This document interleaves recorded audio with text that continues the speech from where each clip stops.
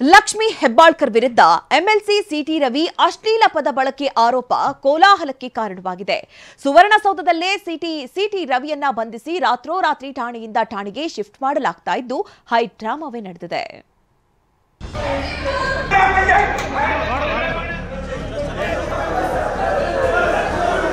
ತಳ್ಳಾಟ, ನೂಕಾಟ, ಕೂಗಾಟ, ಕೋಲಾಹಲ, ರಣರಂಗದ ಸನ್ನಿವೇಶ.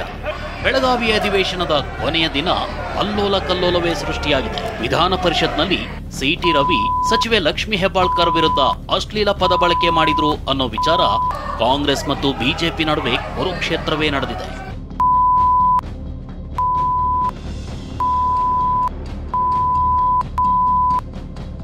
ಸಚಿವೆ ಲಕ್ಷ್ಮಿ ಹೆಬ್ಬಾಳ್ಕರ್ ವಿರುದ್ಧ ಅಶ್ಲೀಲ ಪದ ಬಳಕೆ ಆರೋಪ. ವಿಧಾನ ಪರಿಷತ್ ಸದಸ್ಯ ಸಿಟಿ ರವಿ ಬಂಧನ, ಭಾರಿ ಹೈ ಡ್ರಾಮಾ. ಸಚಿವೆ ಲಕ್ಷ್ಮಿ ಹೆಬ್ಬಾಳ್ಕರ್ ಹಿರೇಬಾಗೇವಾಡಿ ಪೊಲೀಸ್ ಠಾಣೆಯಲ್ಲಿ ಸಿಟಿ ರವಿ ವಿರುದ್ಧ ದೂರು ದಾಖಲಿಸಿದ್ರು. ಸಿಟಿ ರವಿ ತಮ್ಮ ಕಡೆಗೆ ನುಗ್ಗಿ ಬಂದು 10 ಬಾರಿ ಆಕ್ಷೇಪಾರ್ಹ ಪದ ಬಳಸಿದ್ದಾರೆ, ಅಶ್ಲೀಲವಾಗಿ ಸನ್ನೆ ಕೂಡ ಮಾಡಿ ಮಾನಭಂಗ ಮಾಡಿದ್ದಾರೆ ಅಂತ ದೂರು ಕೊಟ್ಟಿದ್ರು. ಇದಾದ ಬೆನ್ನಲ್ಲೇ ಸುವರ್ಣಸೌಧದಲ್ಲಿ ಧರಣಿ ಕುಳಿತಿದ್ದ ಸಿಟಿ ರವಿಯನ್ನ ಹಿರೇಬಾಗೇವಾಡಿ ಪೊಲೀಸರು ಬಲವಂತವಾಗಿ ಹೆಗಲ ಮೇಲೆ ಹೊತ್ಕೊಂಡು ಜೀಪ್ ಹತ್ತಿಸಿ ಕರೆದೊಯ್ದಿದ್ರು. ಹಿರೇಬಾಗೇವಾಡಿ ಠಾಣೆಯಲ್ಲಿ ಕೆಲ ಹೊತ್ತು ಕೂರಿಸಿ ನಂತರ ನಂದಗಡ ಠಾಣೆಗೆ ಕರೆದೊಯ್ದಿದ್ರು. ಮತ್ತೆ ಅಲ್ಲಿಂದ ಖಾನಾಪುರ ಠಾಣೆಗೆ ಕರೆದೊಯ್ದು ವಿಚಾರಣೆ ನಡೆಸಿ ಬಂಧಿಸಿದ್ರು.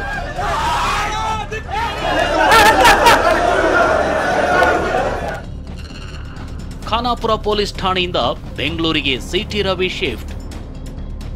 ಖಾನಾಪುರ ಠಾಣೆಯಲ್ಲಿ ಸಿಟಿ ರವಿಯನ್ನ ಬಂಧಿಸಿಡಲಾಗಿತ್ತು. ಠಾಣೆಯ ಮುಂದೆ ಬಿಜೆಪಿ ಎಂಎಲ್ಸಿ ರವಿಕುಮಾರ್, ಸಂಜಯ್ ಪಾಟೀಲ್ ಸೇರಿದಂತೆ ಮತ್ತಿತರರು ಸಿಟಿ ರವಿ ಬಂಧನ ಖಂಡಿಸಿ ಪ್ರತಿಭಟನೆ ಮಾಡ್ತಿದ್ರು.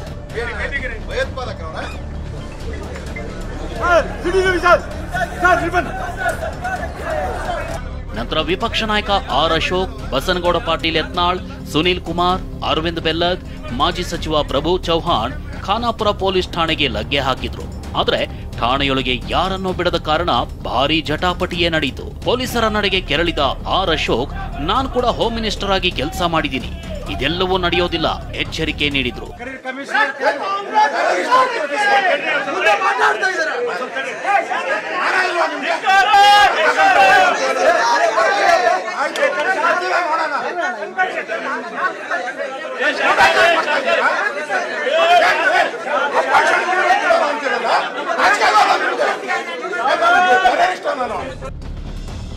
ರಕ್ತ ಬರುವಂತೆ ಹಲ್ಲೆ, ನನ್ನ ಕೊಲೆಗೆ ಸಂಚು ಎಂದ ಸಿಟಿ ರವಿ.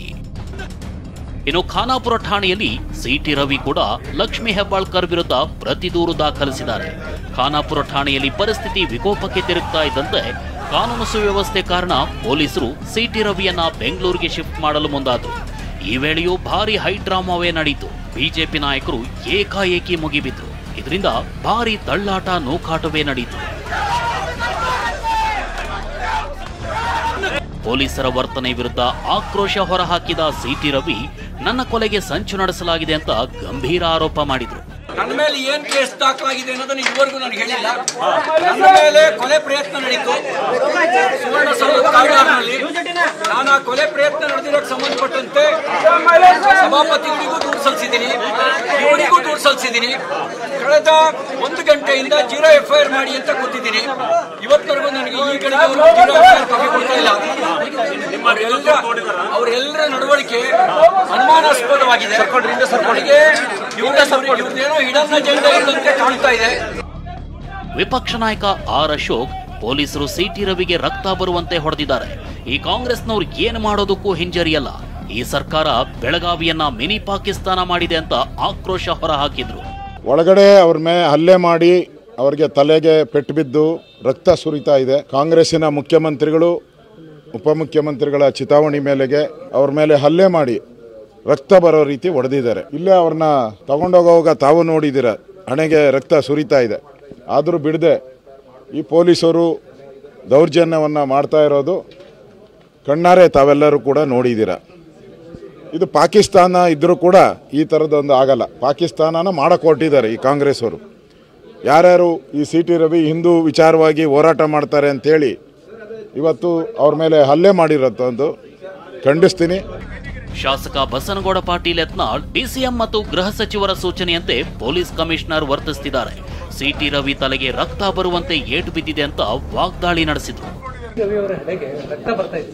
ಅದೇ ನೋಡ್ಲಕತ್ತಿ ಇಲ್ಲಿ ನೋಡ್ರಿ, ಇಲ್ಲಿ ನೀವು ತಪ್ಪರಿ ರಕ್ತಕ್ಕೆ ಇದನ್ನೇ ಐತೆ. ಅದು ನಮಗೂ ಸುದ್ದಿ ಐತಿ, ಒಳಗೆ ಹೊಡೆದು ಭಾಳ ಟಾರ್ಚರ್ ಕೊಟ್ಟು ಒಯ್ದಾರ ಅನ್ನೋ ಸುದ್ದಿ ಇದೆ.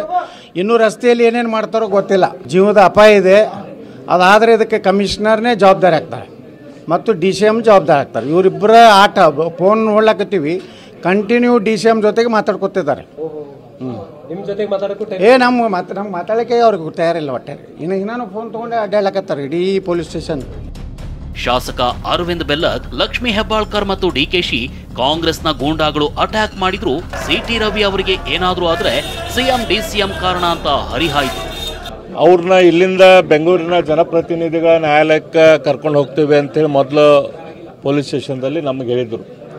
ಆದರೆ ಈಗ ನಮಗೆ ಬಂದ ಸುದ್ದಿ ಪ್ರಕಾರ ಅವ್ರನ್ನ ಬೆಂಗಳೂರಿನ ಜನಪ್ರತಿನಿಧಿಗಳ ನ್ಯಾಯಾಲಯಕ್ಕೂ ಒಯ್ತಾ ಇಲ್ಲ, ಇಲ್ಲೇ ಲೋಕಲ್ ಮ್ಯಾಜಿಸ್ಟ್ರೇಟ್ ಮುಂದೂ ಕೂಡ ಅವ್ರನ್ನ ಪ್ರೊಡ್ಯೂಸ್ ಮಾಡ್ತಾ ಇಲ್ಲ.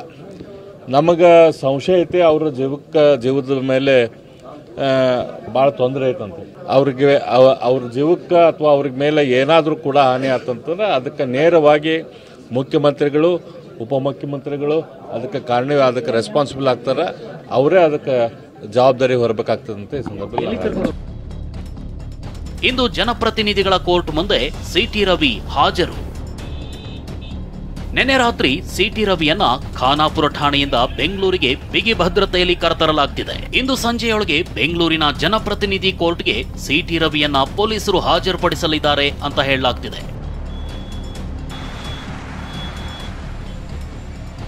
ಸಿಟಿ ರವಿ ಬಂಧನ ಬೆಳಗಾವಿಯಲ್ಲಿ ರಣರಂಗಕ್ಕೆ ಕಾರಣವಾಗಿತ್ತು. ಇಂದು ಬೆಂಗಳೂರಿನಲ್ಲಿ ಏನೆಲ್ಲ ಹೈಡ್ರಾಮಾ ನಡೆಯುತ್ತೋ ಗೊತ್ತಿಲ್ಲ. Bureau report, TV9.